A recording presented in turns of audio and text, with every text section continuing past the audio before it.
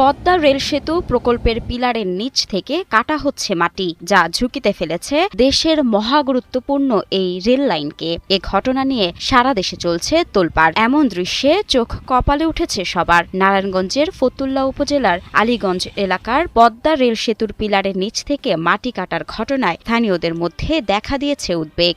Train গেলে এমনি কাঁপে, আর তো মাটি নাই, তার বেশি কাঁপে। গোড়া মাটি সরে গেলে সমস্যা না, ব্রিজের সমস্যা তো হইবই।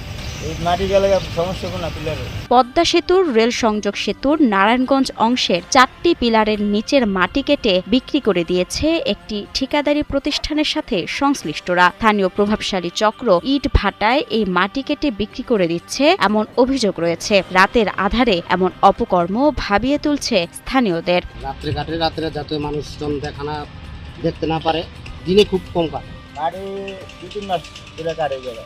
ফতুল্লার আলীগঞ্জ ইদ্রাকপুর এলাকায় পদ্মা সেতু রেল সংযোগ সেতুর 84 নম্বর পিলার থেকে 87 নম্বর পিলার পর্যন্ত প্রায় 6 ফুট গর্ত করে ভেকু দিয়ে কেটে মাটি বিক্রি করছে স্থানীয় প্রভাবশালী একটি চক্র। সাধারণ পাবলিক কাটতে পারে, এটা আমাদের কাটার কোনো ক্ষমতা আছে? সাধারণ গ্রাম মানুষের কোনো ক্ষমতা নাই।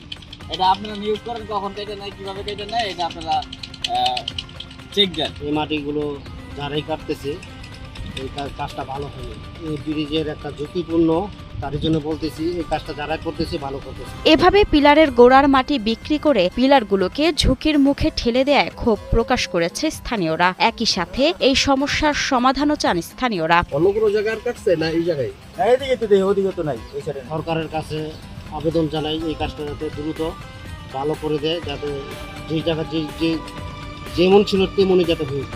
এদিকে পিলারের নিচে মাটি কেটে ইট ভাটায় বিক্রির খবর পেয়ে কাজ বন্ধ করান জেলা প্রশাসক। তিনি জানান, মাটি কাটা বন্ধ রেখে বৈধ কাগজপত্র দেখাতে বলা হয়েছে ঠিকাদারি প্রতিষ্ঠানের সাথে সংশ্লিষ্টদের। আমরা যেটা নজরে যখনই এসছে তখনই আমরা তাৎক্ষণিক ব্যবস্থা নিয়ে বিষয়টা বন্ধ করেছি, এবং যেহেতু এটা মূল মিনিস্ট্রি রেলপথ মন্ত্রণালয়, তাদের আমরা যে কার্যক্রম সেটা অপেক্ষায় আছে। তারা যেভাবে আমাদের ইনস্ট্রাকশন দিবে, যেভাবে আমাদের প্রয়োজনীয় ব্যবস্থা গ্রহণ করতে বলবে, বা তারা যেভাবে ব্যবস্থা গ্রহণ করবে আমরা সেই অনুযায়ী ব্যবস্থা গ্রহণ করব। স্থানীয়দের দাবি, জরুরি ভিত্তিতে পদ্মা সেতুর পিলারের নিচের মাটি কাটার সাথে সংশ্লিষ্টদের চিহ্নিত করে আইনের আওতায় নিয়ে আসা হোক, যাতে ভবিষ্যতে কেউ রাষ্ট্রীয় স্থাপনার ক্ষতি সাধন করতে না পারে।